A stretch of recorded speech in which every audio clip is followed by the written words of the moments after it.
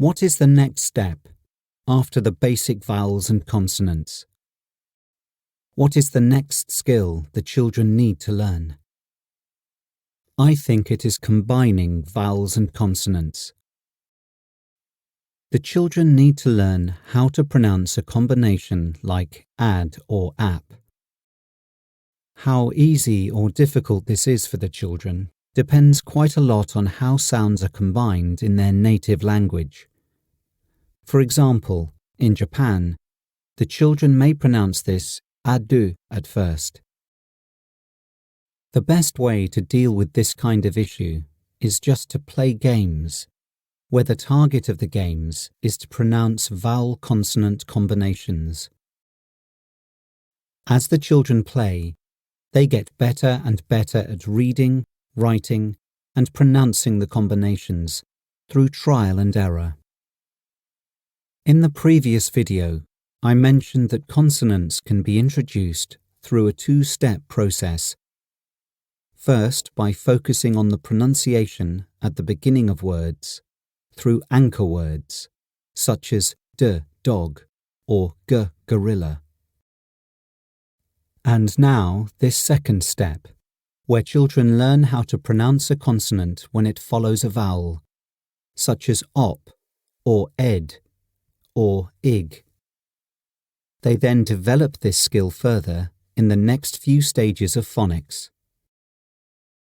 They learn the pronunciation by playing games, where pronunciation is the target of the games. I won't go into the games themselves in detail here, because I will do separate videos on phonics games. What's the next logical step after vowel-consonant combinations? Just making things a bit longer. Consonant-vowel-consonant combinations, often called CVC. This step follows on logically and naturally from the previous step. One of the important tests of an effective phonics sequence is whether each new step builds comfortably on the previous step. Let's look at this. A, at, cat, hat, bat. Let's call this a phonics family. A phonics family is a term I will use a lot in this workshop. It refers to a family of words that contain a common element with the same spelling and sound. If children can practice sorting and grouping words into phonics families, it makes a big difference to how quickly they learn to read, write, spell, and pronounce words. So, getting back to that phonics family on the whiteboard. Sometime after encountering it in our lesson, a child comes across the word mat, maybe in a storybook. The children who have internalized the phonics family successfully should be able to read it. But some children who are weaker at reading won't have internalized the pattern, so won't be able to guess how to read the word mat. They might be able to read words like cat or hat as individual bits of memorized knowledge, but they need to have internalized the pattern in order to be able to guess how to read similar new words. They have knowledge, not skill. The children need to learn to think. How do we deal with this? There are various ways of making it less likely that this problem will arise. One is to use a child-centered approach that builds up skill rather than bits of knowledge. You can see my workshop on child-centered learning for more on this. Another way is to integrate writing that is not based on copying. But I will also discuss this in a separate workshop on writing. An effective way to deal with this problem, which I will look at here, is to challenge the children's dependency on their reading strategy of memorizing individual words, and create more of a need for the children to notice and learn the underlying pattern. Let's change that phonics family we just looked at, like this: a, at, gat, dat, jat. If we include a lot of nonsense words in our activities, the children cannot depend on memorizing individual words as a reading strategy. The words have no meaning, and we can often change the nonsense words so that the children don't see each one often enough to memorize it.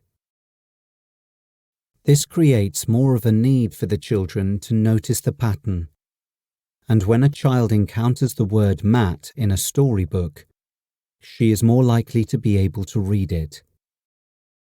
Another reason for using nonsense words is that before the children read a new word, if they are using a phonics reading strategy, it's just like a nonsense word to them. They can't know the meaning until after they have read it. So if we only use real words in our lessons, we are not really preparing the children enough for reading new words. A tool I find especially helpful at this stage is a phonics builder or flip chart. The teacher or children flips over letters, and the children read whatever combination appears. I use these in a lesson, and also have them lying around in my classroom, and the children often pick them up before the lesson starts and challenge each other to read letter combinations. So what's the next stage? Notice that the only individual sounds the children know so far are the basic vowels and the consonants. It's been all about building skills so far, not inputting more knowledge. And I think we need to keep this going a bit longer.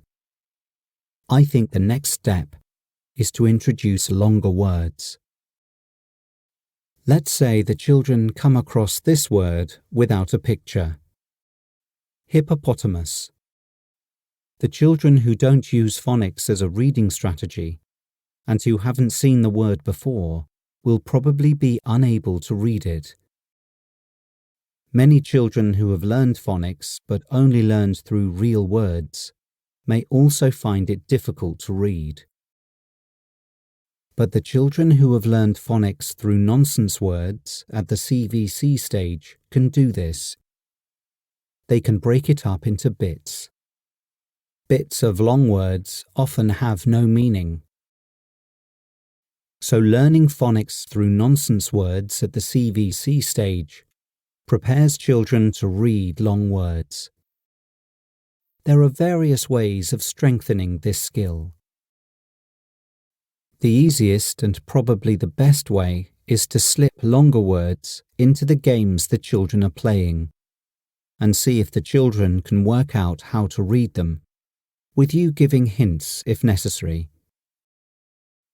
Another way is to use letter tiles, either by building from a short vowel and adding consonants and vowels to it step by step, or by having vowel letter tiles in one colour and consonant letter tiles in another colour. The advantage of this second method is that when the children put tiles together, they are less likely to create impossible words, because the activity rule is that they can't join tiles of the same colour. For example, if the vowels are red and the consonants are blue, one child can put red-blue together and challenge a second child to read it. The second child reads it and adds 2 more tiles, so it becomes red-blue, red-blue, and either challenges the first child to read it or challenges another child. These rows of tiles become longer and longer, and after a while are going all around the table or floor. When these children see a new long word in a storybook, they are not afraid. They are more willing to have a go. Reading long words is a fun thing for them to do. They are more likely to have what I call the Star Trek mentality when reading. You can see my videos on child-centered learning for more information on the Star Trek mentality. Another activity I often do at this stage is put the children into groups and give each group a pile of letter tiles. I then move around, challenging children to spell long words with the letter tiles according to their ability and interests. I also often challenge the children to spell place names. There are many countries, cities, and geographical features around the world that have phonically regular names. After the children have spelled a word, they can try to find it in a map, or they can use a globe. You can also combine interests and names of places.